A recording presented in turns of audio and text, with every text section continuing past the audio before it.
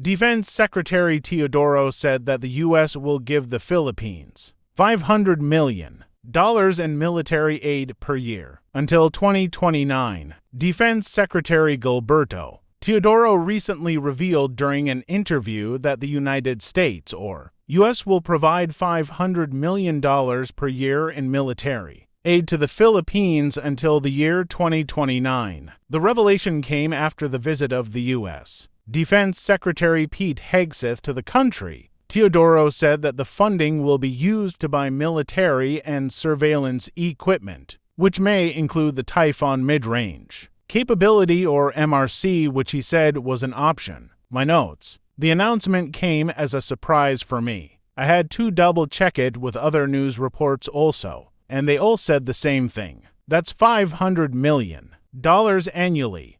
Teodoro didn't say when the funding will start, but assuming it will be this year of 2025, then that will be a total of around $2.5 billion until 2029. With such military aid, though, certain strings will be attached, like first and foremost, the U.S. will get to have a say on where the money will be spent. And of course that will be through U.S. defense companies. But U.S. military equipment and weapons are notoriously expensive. Just look at that F-16C/D Fighting Falcon Block 70/72 aircraft offer they made recently. It was worth $5.6 billion for 20 aircraft. So even if we spend all that $2.5 billion on it, we will still have to pay around $3.1 billion out of our own money. For me, that $2.5 billion would be best spent getting the high mobility artillery rocket system or HIMARS and Navy Marine Expeditionary ship interdiction